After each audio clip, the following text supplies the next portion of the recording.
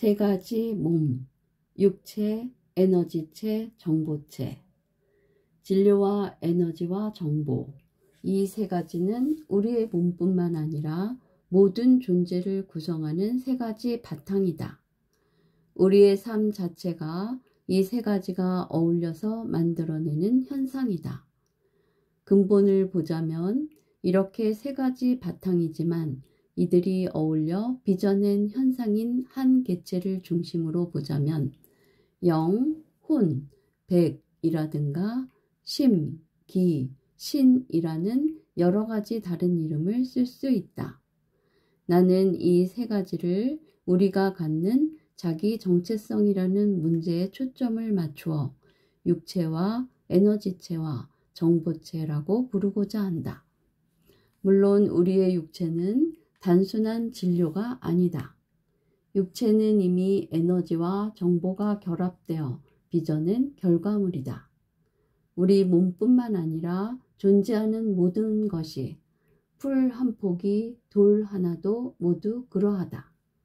그러나 실제로 자신이 무엇인가와 자신을 무엇이라고 생각하는가는 다른 문제이다. 우리 자신이 이미 진료와 에너지와 정보라는 세 요소가 어울려서 나타난 현상이지만 오감에 묶여 있을 때는 에너지와 정보라는 차원은 인식되지 않는다.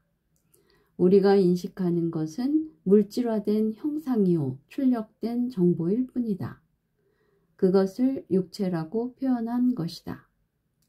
첫 번째 몸인 육체는 볼 수 있고 만질 수 있다. 그것은 오감의 영역에서 체험되는 몸이다. 두 번째 몸인 에너지체는 보거나 만질 수는 없지만 느낄 수 있다.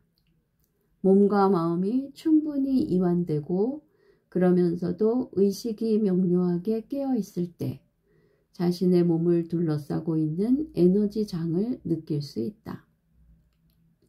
그것은 몸의 안팎을 경계 없이 통하면서 동시에 우리 몸 주위를 감싸고 있다. 이 에너지장은 길을 찍는 키를리한 사진으로 촬영할 수도 있고 특수한 감각이 있는 사람은 볼 수도 있다. 세 번째 몸인 정보체는 오감으로 감지되지 않는 정보의 영역이다. 우리는 정보의 존재를 볼 수도 만질 수도 느낄 수도 없다. 우리가 시간과 공간 속에 가지고 있는 것은 정보를 기록하는 장치이거나 정보가 출력된 형상일 뿐, 정보 자체는 시간과 공간에 묶여 있지 않다. 절대 자유니 무한한 존재니 하는 것은 이러한 정보체의 차원을 말하는 것이다. 이 세 가지가 어울려 나타나는 생명현상 중 가장 고차원적인 활동이 정보의 생산이다. 정보가 생산되면 그 정보를 현실화하는 새로운 물질 현상들이 이루어진다. 그것은 이처럼 책을 쓰는 것일 수도 있고 연주를 하거나 춤추는 것일 수도 있고 집을 짓는 것일 수도 있고 단체나 회사나 국가와 같은 조직을 만드는 것일 수도 있다. 사실은 당신이 하는 모든 생각과 모든 행위가 정보의 생산이다. 정보를 생산함으로써 당신은 자신의 삶의 조건들을 만들어내고 있다. 정보를 생산하고 그 정보를 물질화하는 이 모든 과정을 가리켜 창조라고 한다. 그러니 당신은 얼마나 다차원적인 존재인가? 용기에 담긴 물질에서 창조주에 이르기까지 이 중에 당신은 어떤 영역을 기준으로 자신의 정체성을 정의하는가?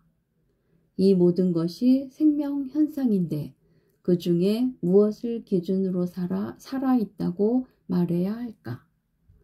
또 살아있음의 가치를 어디에 두어야 할까? 생명은 물론 그 자체로서 존재한다. 생명은 우리가 그것에 대해 어떠한 태도를 취하든 우리가 생명과 그 생명 현상으로서의 자신을 어떻게 이해하든 상관없이 존재한다.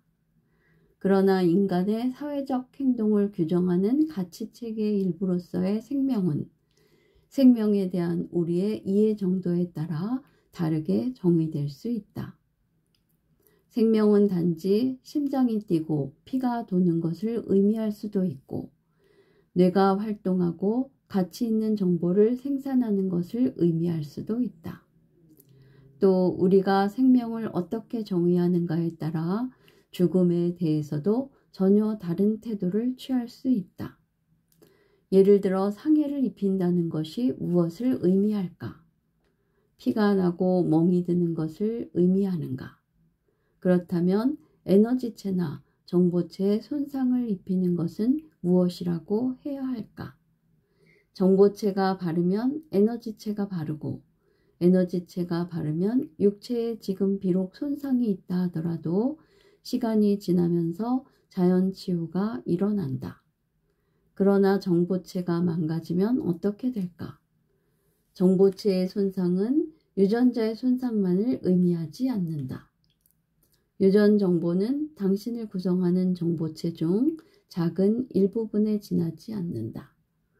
정보체가 가장 심각하게 손상되는 경우는 정보체 안에 잘못된 신념체계와 왜곡된 가치체계를 심어줄 때이다.